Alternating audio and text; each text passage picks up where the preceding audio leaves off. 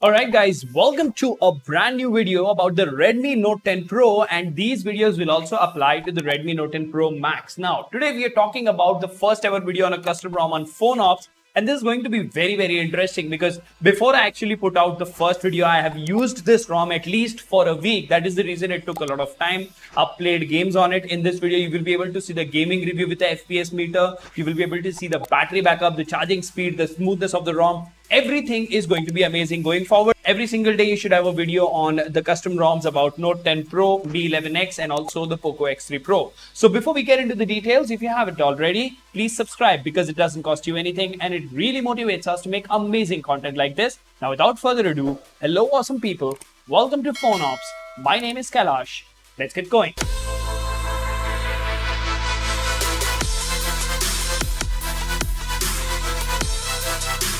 First things first, let's see what Team Telegram have to say. Now, this is Corvus Os official OSS-based ROM. The code name for this particular device is Sweet, and the Indian variant is known as Sweet In. This is the version 3.1 Medusa official, Android 12L, of course. This was updated on the 9th of June 2022. And if we talk about the changelog, the source changelog is going to be really long. So we're going to look at the device changelog here, which I think I already have open. There's no major changes here, fixed screen recorder lag, and there is some disabling going on here and there. Now, let's go to the home screen and let's see how it feels like using a custom ROM on a Snapdragon 732 powered device. Now, the most important reason why this device matters on this channel is because a lot of followers on our channel have had this device, that is the Poco X3 Pro, and a lot of owners have had their phone brick, after which they are being given this one, Sweet In, that is the Redmi Note 10 Pro. Now, the moment you boot into this particular ROM, you will see that the UI smoothness is completely on another level.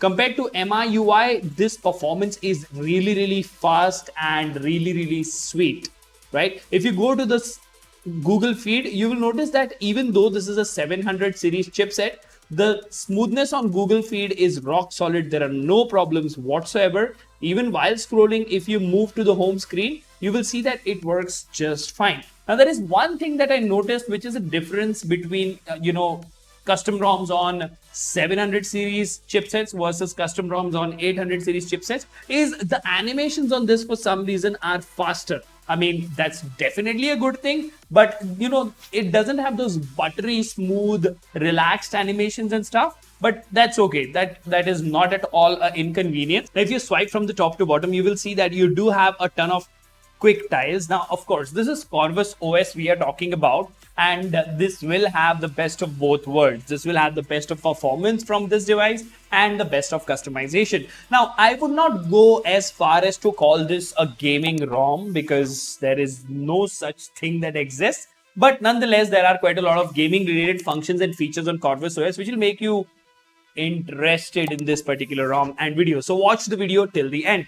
Now, when we were talking about quick tiles, we do have very basic quick tiles available over here, right? And if you go to the edit menu, you will see that you have a dozen of other quick tiles, including screen recorder. Then you have your internet shortcut, your privacy access quick tiles from Android 12, color inversion, dark theme, extra dim, caffeine is present as well. You do have ambient display because remember, the Redmi Note 10 Pro comes with a splendid AMOLED display. And then you have heads up, you have always on display, CPU info, reboot, compass, Corvus Zen mode is something that OnePlus had introduced, focus mode. Wow, that's a ton of options over here, right? Now, let's go ahead and explore those quick tiles one by one. Now, if you go to screen recorder, you will have the option to record internal and external audio. I'm really intrigued to see when you do screen recording, what is the impact on performance? Now, I do have an answer to this. I will tell you that towards the end of the video. But for now, yeah, you have show stop dot long press to move it, lower quality for smaller file size, bigger file size limit. Let's click on start recording. Okay, now the screen recording has definitely started, and yeah, you can notice that there is definitely impact on the UI. Now, let's actually enable something very interesting over here, because we have been seeing these videos for such a long time and we've not exactly seen what happens to the CPU when you enable screen recording Let's see if that can get any information to us. As you can see over here, temperature is 37 degrees. This is the governor, and this I believe is the frequency. So the moment you start scrolling, the reason you see different frequencies on different cores is because this chip, the 732G, uses the big little cluster. Let's not get into too many technicalities here. Let's go ahead and stop the CPU info, and let's also stop screen recording. Now let's see how exactly the screen recording turns out to be.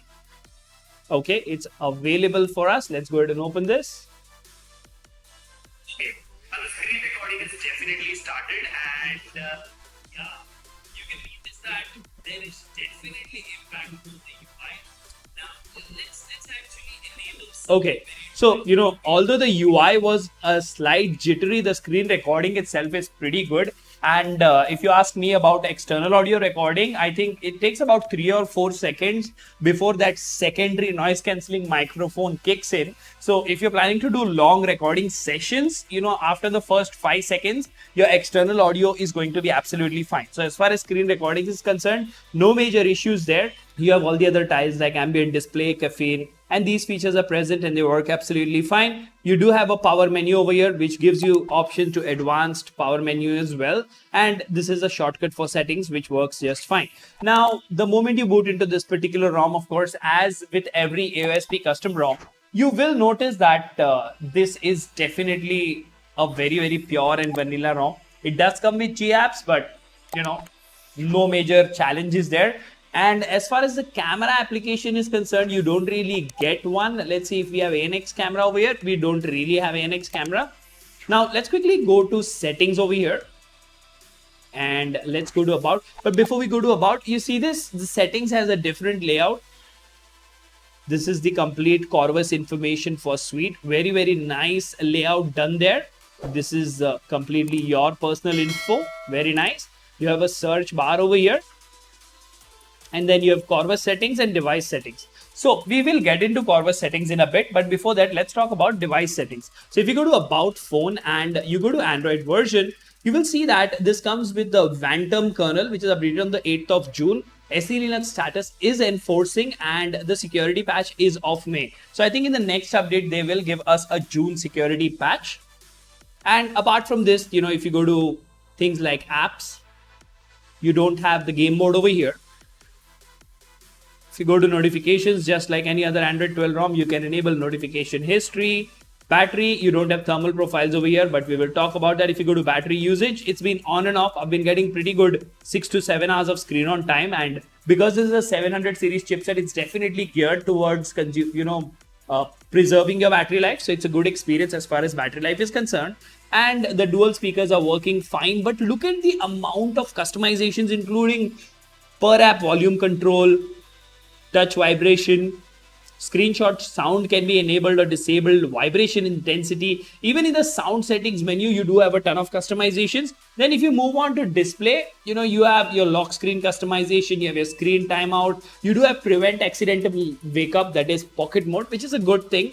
Override force dark is present over here. Wake on plug is present, tap to sleep, tap to wake. So, all these things actually, improve your experience as far as a custom ROM is concerned. You do have wallpaper and style, which means you can enable themed icons. You can use some Raven walls, that is Corvus OS's own wallpapers. And these are pretty insanely beautiful wallpapers. Let's go ahead and apply this one and see if Monet UI does their job or not. There you go.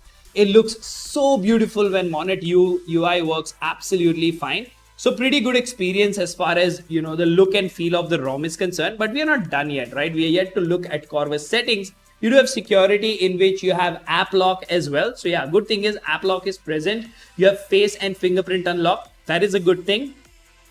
If you go to system, you have backup, you have gestures. In gestures, you do have swipe to screenshot, including extended screenshot, enable advanced restart. So if you swipe from here and you click on restart, it will ask you if you want to restart the system UI, recovery or system. Pretty good. The customizations in Corvus OS have been a big highlight for a very long time and they continue to do so even in their Android 12.1 version. Now let's go to Corvus settings, and before we talk about Corvus settings, let me tell you, if you like watching videos in Hindi, you can definitely subscribe to PhoneOps Hindi, because this exact same video will be available in Hindi as well. So do subscribe to PhoneOps Hindi. Now let's see what we have here. The first setting that you will see in Corvus settings is game space. Very, very interesting. Although I don't want to badge this ROM as a gaming ROM, but yeah, it does show that they are paying a lot of attention to gamer focused, users. As you can see, we do have a ton of options over here. You can choose what performance mode you want. You can put this in performance. You can put this in performance.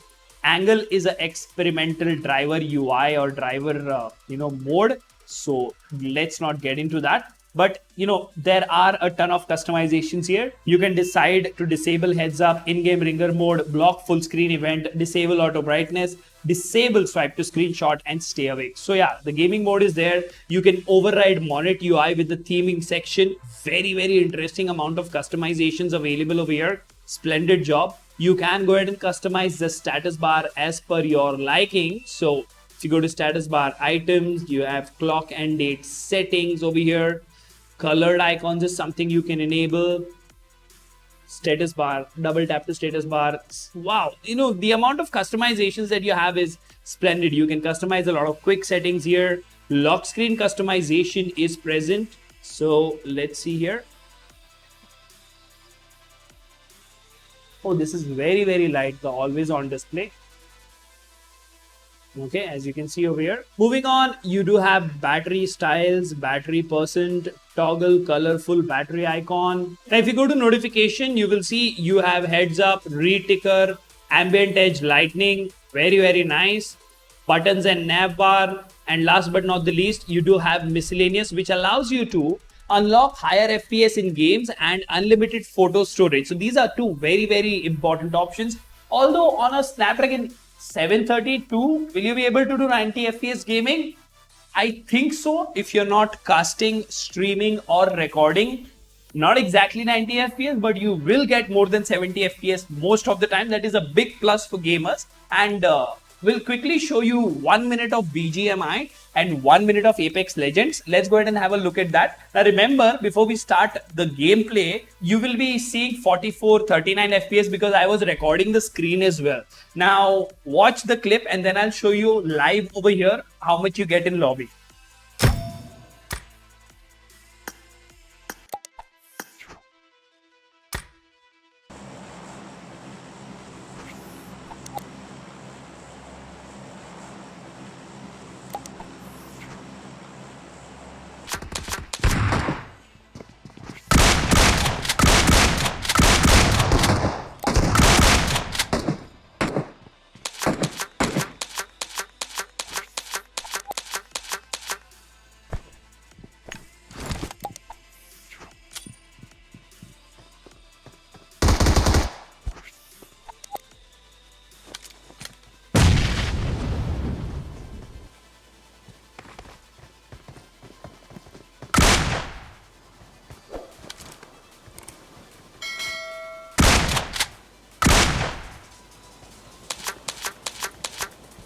Okay, so the gaming experience, although 44, 40, 45 FPS, it was still pretty good, pretty decent. The consistency was there. Okay, as you can see in the lobby as well, you're getting constant 80, 90 FPS. And yeah, so gaming you can definitely do if you're not doing any of those things that I mentioned. Now, in all, so far this ROM has proved to be pretty splendid for me as far as daily usage on a custom ROM is concerned. Now, before we end the video, let's talk about the benchmark numbers over here. As you can see in the CPU throttle test, the CPU throttled to 90% of its max performance and the average score was 137,563 GIPS. Now, if we talk about Antutu benchmark over here, let's see. 350,538 is the score. These are the individual scores. And last but not the least, if we talk about Geekbench, 518 single core, 1573 multi-core. So pretty splendid result for a 732 powered device. The gaming is also pretty decent. The charging and battery is also pretty decent. I know this has been a long video, but understand this is the first video and it is a complete review. So let me know in the comment section, what did you find interesting in this comprehensive review? And for other devices as well, the complete ROM review, should we make it these extensive and these long? Until the next one, this is Kailash signing off at PhoneOps. Keep smiling. Take care. Goodbye.